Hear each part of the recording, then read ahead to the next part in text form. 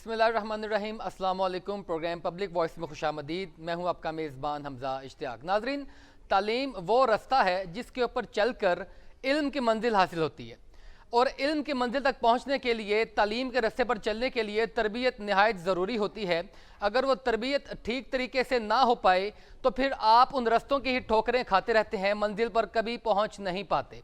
लेकिन बात यह है कि पाकिस्तान के निज़ाम तालीम के ऊपर उठने वाले सवालात इतने दिन ब दिन बढ़ते जा रहे हैं। पाकिस्तान के स्कूलों में, मदरसों में, दरसगाहों में ये जिस तरह की चीज़ें सामने आ रही हैं, ये हमारे अखलाकियात का वो जनाजा है जो हमने बहुत देर पहले जिसकी जो है हमने फातिहा भी पढ़ ली थी, और बहुत पहले से ये मामला शुरू हो चुका था। अब इस तरह है कि पाकिस्तान के मशहूर शहर लाहौर में और मशहूर और पोश इलाके डिफेंस के एक स्कूल में एक वीडियो वायरल होती है, जहां पर कुछ तालिबात एक तालिबात के ऊपर जुल्म करती हैं, तशद्दुद करती हैं। वो क्लिप्स बनते हैं, वो क्लिप्स सोशल मीडिया पर वायरल होते हैं, मीम्स बनती हैं, बहुत से सवालात उठते हैं, अदाकार सामने आते हैं, समाजी तबका सामने आता है, और एक पूरा हाईलाइटेड इशू बना लिया जाता है इस चीज़ को लेकर कि हमारे स्कूलों की ये तरजीहात हैं और ये तरबियत वहाँ पर बच्चों को दी जा रही है। उसके बाद स्कूल इंतज़ामिया हरकत में आती है, स्कूल इंतज़ामिया उनके ऊपर एक्शन लेती है, और आज की ताज़ा अपडेट ये है कि स्कूल इंतज़ामिया ने उन चारों लड़कियों को मुअत्तल कर दिया है और 3 रुकनी कमेटी बना दी है। 10 रोज़ के अंदर जो एक इंक्वायरी रिपोर्ट डिसिप्लिनरी कमेटी के सामने लेकर आएगी, और तमाम वजूहात जो हैं इस वाक़ये की वो सामने पेश की जाएंगी। लेकिन सब में सवाल ये है कि बाअदब बामुराद, बेअदब बेमुराद, ये एक बहुत मशहूर मकोला था जिसके ऊपर हम बात करते थे कि जिसकी तरबियत अच्छी है, जो बाअदब है, वही बामुराद होता है, और जो बेअदब होता है उसका नसीब भी बेनसीब होता है। लेकिन पाकिस्तान के स्कूलों में जो नंबर्स की दौड़ लगी है, इनके पीछे हमने अपनी अखलाकियात का, तरबियत का वो जनाजा निकाला है जिसकी कोई मिसाल नहीं मिलती। अब बात यह है कि इन तमाम चीज़ों के ऊपर जितना बोला जाए कम है, लेकिन जो मुख्तसर सवाल है वो ये है कि आखिर स्कूल जो एक दरसगाह होते हैं, बच्चे को प्रॉपर तरीके से ब्रॉटअप करते हैं उसका अच्छे तरीके से, उनके ऊपर इतने सवालिया निशान, और वो तरबियत क्यों नहीं कर पा रहे। ये महज नंबरों की दौड़ में, और ये एजुकेशन को हमने जो है वो तरजीहात में शामिल कर दिया है जहाँ पर तरबियत कहीं भी नहीं रही।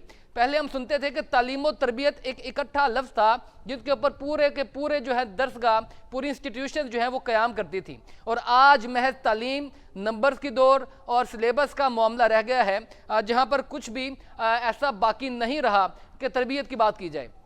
तरबियत के ऊपर जितना बोला जाए कम है। बहुत से मोटिवेशनल स्पीकर्स भी इसके ऊपर बात करते हैं, बहुत सी किताबें भी इसके ऊपर बात करती हैं। बाकायदा तौर पर स्कूल्स में टीचर्स को इस चीज़ की ब्रीफिंग दी जाती है। टीचर्स पेरेंट्स को बुलाकर इस चीज़ की ब्रीफिंग देते हैं कि आपका बच्चा महफूज हाथों में है, आपकी आप इंस्टीट्यूशन में जिस बच्चे को लेकर आई हैं यहाँ पर इसका मुस्तकबिल बहुत रोशन होगा। लेकिन ऐसी ताबनाकी और ऐसी तारीकी की तरफ जाता जा रहा है हमारा मुआशरा कि इसकी ऐसी बदबू फैलती जा रही है जो हमारी आने वाली नस्ल की ऐसी प्योंदगारी कर रही है जो कभी भी बेहतर नहीं हो सकेगी।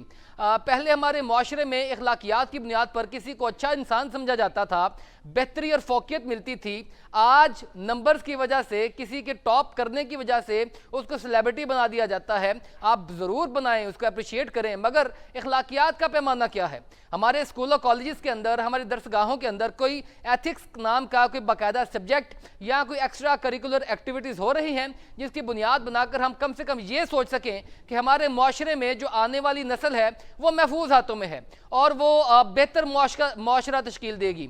यहाँ पर बड़े बड़े दिमाग तो पैदा हो जाएंगे, यहाँ पर बड़े बड़े नंबर्स लेने वाले बच्चे तो पैदा हो जाएंगे, लेकिन अखलाकियात से आरी मुआशरा होगा। अगर ये अखलाकियात से आरी मुआशरा होगा तो पाकिस्तान को मज़ीद पस्ती से कोई नहीं निकाल सकता। मुआशी डिफ़ॉल्ट होने की बातें, मुआशी दिवालिया होने की बातें हम रोज़ करते हैं, आप भी सुनते हैं, हर पाकिस्तान तंगली से गुजर रहा है। मगर यहाँ तक पहुँचने से पहले हमने अखलाकियात को दफन किया है, हमने तरबियत को दफन किया है, हमने झूठ को परवान चढ़ाया है, सच को हमने पर्दे के पीछे छुपा कर रख दिया है जो महज चंद लोगों को इल्म होता है, और झूठ के ऊपर ऐसा प्रोपेगेंडा किया जाता है जिसकी पाकिस्तान के अलावा शायद ही दुनिया में कहीं मिसाल हो। पाकिस्तान ईमानदारी में बहुत पीछे है। पाकिस्तान एटमी ताकत होने के बावजूद ऐसी चीज़ों से आरी है जो दूसरे जो एटमी ताकतें नहीं हैं, वहाँ पर भी अखलाकियात को बेहतर तरीके से समझा जाता है, वहाँ पर भी माशरा एक बेहतर तरीके से परवान चढ़ता है। आप टर्की की मिसाल ले लें, आप हमारे कई हमसाया ममालिक की मिसाल ले लें, आप इसके अलावा फर्स्ट वर्ल्ड की मिसाल ले लें। बहुत सी कंट्रीज़ ऐसी हैं जो एटमी ताकत नहीं है, जो एटमी ताकत नहीं रखती, लेकिन फिर भी इखलाकियात में उनका मिसाल, उनका शुमार जो है वो अव्वलीन कौमों में होता है। हम कौम नहीं बन सके, हम हुजूम नहीं बन सके, हम अवाम रह गए, ये सियासी पार्टियों के पीछे नारे लगा दिए, किसी ने भी इखलाकियात के ऊपर जोर नहीं दिया। कम से कम अब वक्त है, इस तरह की वीडियोस वायरल होती हैं तो इन वीडियोस के ऊपर कम से कम हमें ये एक पॉइंट ज़रूर अपने माइंड में रखना चाहिए कि हम जिन स्कूलों में अपने बच्चों को दाखिल करवा रहे हैं, क्या वहाँ पर तरबियत नाम की भी कोई चीज़ है या नहीं, या महज ये बड़ी बड़ी बिल्डिंग्स और बड़े बड़े नाम या बड़े बड़े ब्रांड्स के स्कूलों में बच्चों को जो है वो दाखिल करवा दिया जाएगा। ये वहाँ पर दाखिल होंगे, बड़े बड़े अच्छे नंबर्स भी ले लेंगे, इंजीनियर भी बन जाएंगे, डॉक्टर्स भी बन जाएंगे, बहुत से कानूनदान भी बनेंगे, लेकिन वो कानून के इम्प्लीमेंट करवाने के लिए जो अखलाकियात चाहिए होती है, जो मोरल ग्राउंड चाहिए होती हैं, जो अखलाकियात और तरबियत चाहिए होती है, वो पाकिस्तान में कौन देगा? ये बहुत बड़ा सवालिया निशान है। इस मौजू पर बात करने के लिए प्रोफेसर कायनात रशीद, माहिर तालीम, हमें प्रोग्राम में ज्वाइन कर चुकी हैं। मैडम, बहुत शुक्रिया आपका प्रोग्राम में वक्त देने के लिए। मैडम, आपने तकरीबन मेरी तमाम गुफ्तगू सुनी, इसमें जितने अल्फाज मैंने बोले हैं शायद इससे भी ज़्यादा जो है बोलना चाहिए, क्योंकि ये मौजू ऐसा है। लेकिन मैं शॉर्टली आपके पास आऊँगा कि क्या समझती हैं कि हमारी दरसगाहों में किन चीज़ों की बुनियादी तौर पर कमी है कि हम ये सोल्यूशन नहीं निकाल पा रहे और तरबियत उस तरीके से नहीं कर पा रहे जो आज से 10-20 साल पहले हुआ करती थी? नीम होते हैं, वो तमाम नीम जब मिलते हैं तो एक सोसाइटी आगे बढ़ती है। सबसे पहला नीम जो हमारे पास आता है वो हम नीम माँ है। इसके बगैर आप तरक्की नहीं कर सकते। तरबियत के लिए गोद चाहिए, अगर गोद नहीं है तो नस्ल तैयार नहीं की जा सकती, क्योंकि नस्ल तैयार करने के लिए हमें माँ चाहिए। लेकिन आजकल क्या होता है कि माएँ जो है बच्चों को बोर्डिंग स्कूल में भेज रही हैं। ग्रोइंग एज में बच्चे को ग्रूम करने के बजाय उसको स्कूल में भेजा जा रहा है, जहाँ पे वो डिफरेंट लोगों के साथ इंटरेक्शन करता है और उससे एथिक्स लेता है, उसके मैनर्स को अडॉप्ट करता है। जबकि माँ जो है वो एक बेहतर तौर पे एक बच्चे की परवरिश कर सकती है। और दूसरा मीन जो होता है वो मौलिम है, यानी टीचर। बगैर टीचर सोसाइटी आगे नहीं जा सकती। आजकल बच्चे टीचर रिस्पेक्ट नहीं करते, मतलब बच्चे को ग्रूम ही नहीं किया जा सकता, बच्चे को बताया ही नहीं गया कि आप एक टीचर की वैल्यू क्या है, मतलब टीचर क्या है, टीचर का मर्तबा क्या है। स्कूल, घर, कॉलेजेस लाख कोशिश कर लें, माशरा बेहतर ना हो तो तरबियत नहीं हो सकती। लेकिन मैडम, आपकी बात बिल्कुल अपनी जगह पर बजा होगी, लेकिन इंपॉर्टेंट ये है कि घर बेशक के पहली दरसगाह होता है किसी भी बच्चे को जो है वो तरबियत सिखाने के लिए, लेकिन स्कूलों कॉलेजेस की भी तो जिम्मेदारी है। अगर आप 3-3.25 साल या 4 साल के बच्चे को स्कूल में भेजते हैं तो उसके बाद आपने यकीनी तौर पर उसकी बेहतरी की जानिब करना होगा। स्कूलों की अपनी जिम्मेदारी भी है, वो स्कूल्स क्या कर रहे हैं, दरसगाहें क्या कर रही हैं? देखिए, सबसे पहले तो बच्चा अपनी माँ से सीख के आता है ना। कुछ माएँ समझती हैं कि बच्चे को अगर हम ग्रोइंग एज में रोकेंगे ना किसी भी गलत काम से तो उनका कॉन्फिडेंस लेवल जो है वो लूज होगा। जब बच्चा अपनी मदर से एथिक्स सीख के आता है ना स्कूल या स्कूल में, तो स्कूल में वो देखता है कि तरबियत के अमल से गुजरने के बाद जो है बंदे में कॉन्फिडेंस पैदा होता है, सेल्फ कॉन्फिडेंस आता है, क्रिएटिविटी। अब जो बच्चे रट्टा सिस्टम के ऊपर बेस कर रहे हैं, जब तक बच्चे में क्रिएटिविटी नहीं होगी, ये फैक्टर अपने अंदर वो डेवलप नहीं करेगा, तब तक उसे कैसे पता चलेगा कि बिल्कुल सही पॉइंट के ऊपर आपने बिल्कुल सही पॉइंट के ऊपर उंगली रखी है। ये रट्टा सिस्टम आप स्कूल्स के ऊपर या स्कूल्स का मुबर्रा नहीं कर सकते। आपने बिल्कुल कहा कि घर बेहतरीन दरसगाह है, माँ से सीख के आता है सब कुछ, लेकिन स्कूल की जिम्मेदारी है ना, तालीम और तरबियत भी, डिसिप्लिन भी।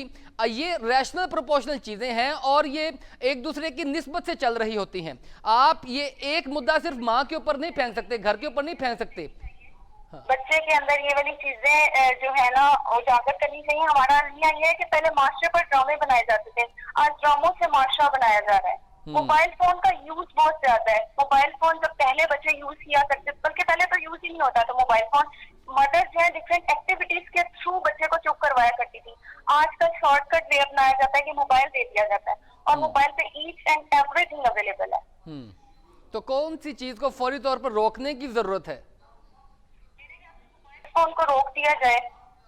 मैडम, अब मोबाइल फोन्स के ऊपर अदर एक्टिविटीज भी हैं जो बच्चे की ब्रेन डेवलपमेंट में, उसकी ग्रोथ में भी, मतलब ये कि मदर जो है वो अपने बच्चे को वॉच करें, वही ना कि हम डे केयर में बच्चे को दे देते हैं।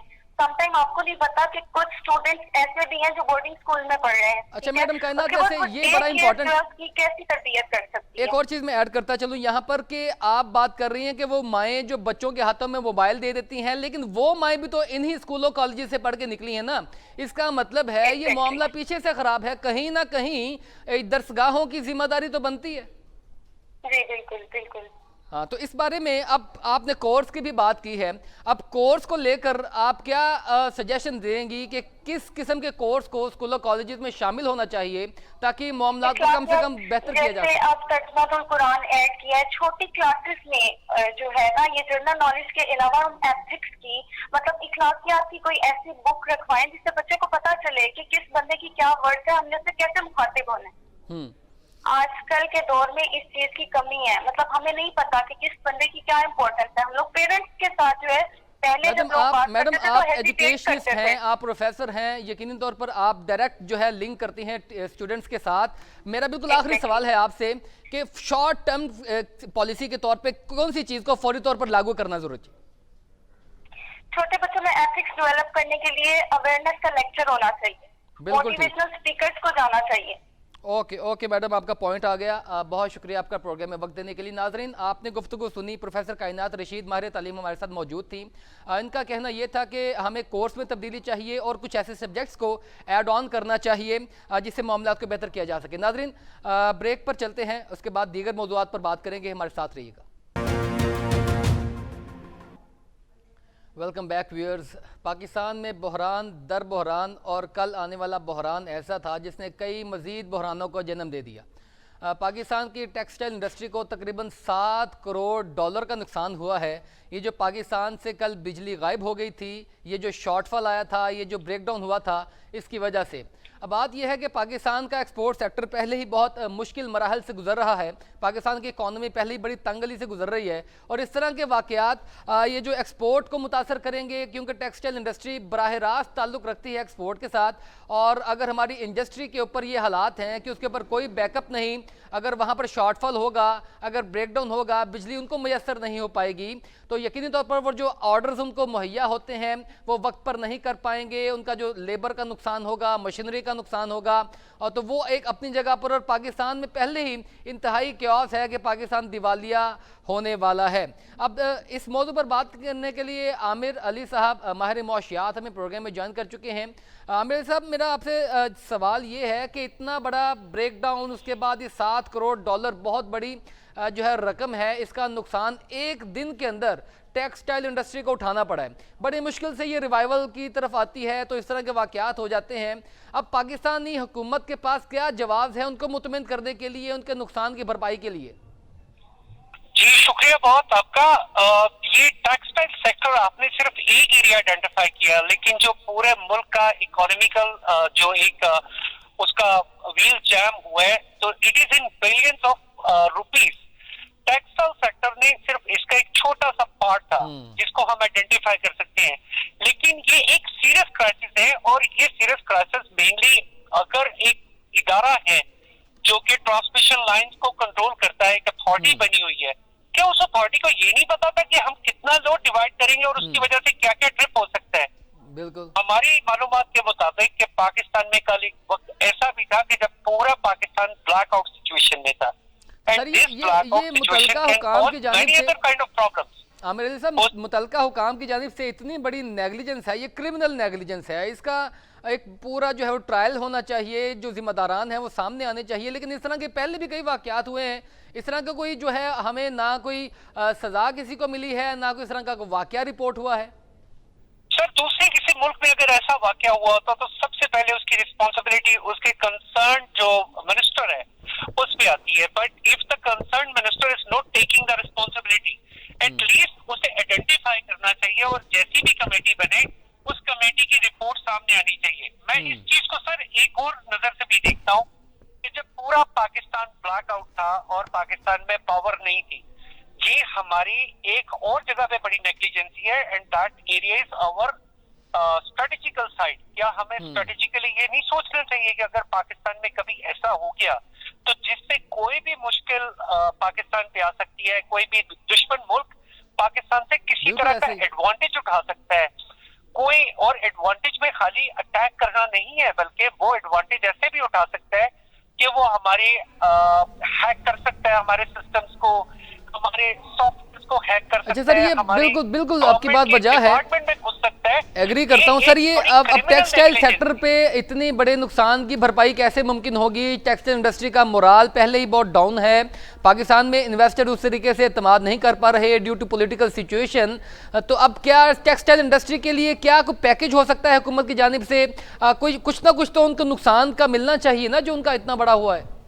सर, सबसे पहली जो हमारी बैड लक है कि government is not in a position to provide any compensation, लेकिन government is in position to identify कि ये जो डाटा ट्रांसमिशन लाइंस हैं, जो हमारी हाई टेंशन लाइंस हैं, इसकी डिस्ट्रीब्यूशन में किस जगह पे प्रॉब्लम है। They need to identify the certain area. Unless वो इस एरिया को डिफाइन नहीं करेंगे तो ऐसे ब्लैकआउट अगर दोबारा हुए तो this will be very dangerous not only for the economy. जो मैं बार बार बात कहता हूँ कि इकोनॉमी के लिए तो ये अपनी प्रॉब्लम है, but on the other side strategical point of view से इसके पाकिस्तान को बहुत शदीद लॉसेस है। और मैं नहीं समझता हूँ कि गवर्नमेंट को हर सूरत में इस पे जो कमेटी बनाए उसकी चीजों को, उसकी फाइंडिंग को पब्लिक करे। और सर दूसरी बात यह है कि ताजरों को, सनतकारों को एतमाद में भी लिया जाए ना, क्योंकि इतना बड़ा नुकसान है उनका। और दूसरी बात यह है कि ये अगर $7 करोड़ का एक रोज में इतना नुकसान हुआ तो ये एक्सपोर्ट के ऊपर कितना नुकसान होगा इन तमाम चीजों का?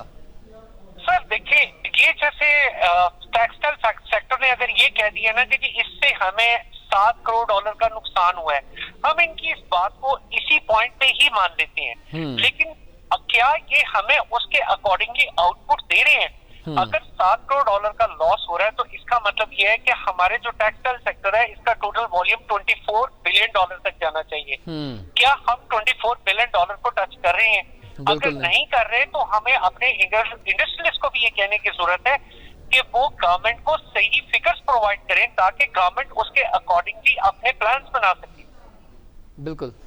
अच्छा आमिर अली साहब, एक आपसे मौके का फ़ायदा उठाते हुए ये सवाल भी बनता है मेरा कि क्यास फैली है पूरे मुल्क में इस वक्त कि पाकिस्तान जो है वो मौशी तौर पर डिफ़ॉल्ट करने वाला है।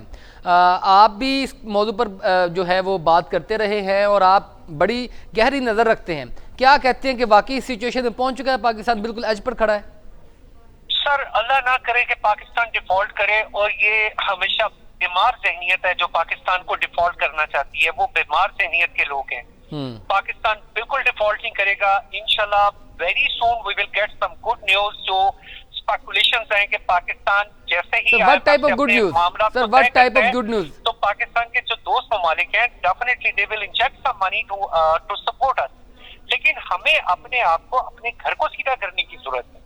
तो सर कब तक, आखिर कब तक हम जो है दोस्त ममालिक की तरफ देखते रहेंगे, हाथ फैलाते रहेंगे, हम मुंतजिर रहेंगे उनकी इमदाद का? जब तक हम देखें, हम अपने सर्कुलर डक्ट्स को खत्म नहीं करते और जिसको हम बढ़ाते जा रहे हैं। तो सर वो तो हुकूमती पॉलिसीज से बेहतर करनी है ना चीजों को।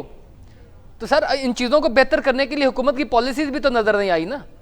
हुकूमत की पॉलिसीज देखिए, IMF एक मॉनेटरी फंड है जिसका काम होता है कि वो आपको सजेशन दे, हमें उसके प्रोग्राम को फुली इम्प्लीमेंट करने की जरूरत है।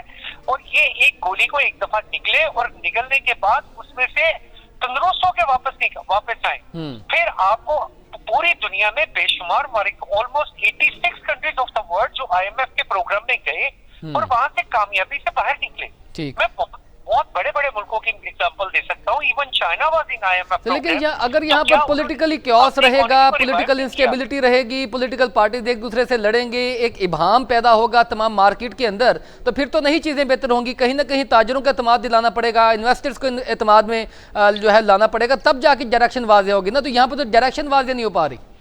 सर, फाइनेंशियल कंसेंसस जब होते हैं, जब आपके इकोनॉमिकल कंसेंसस होते हैं, तो उसमें आप पॉलिटिकल पोलराइजेशन से आपको बाहर निकलना पड़ता है। हमारी पॉलिटिकल पार्टी सिर्फ अपनी पॉइंट स्कोरिंग के लिए दे नेवर फोकस कि पाकिस्तान की इकोनॉमी के साथ क्या हो रहा है। हमारे छोटे से एक्शन से पाकिस्तान की इकोनॉमी पे कितने डीप इम्पैक्ट आएंगे।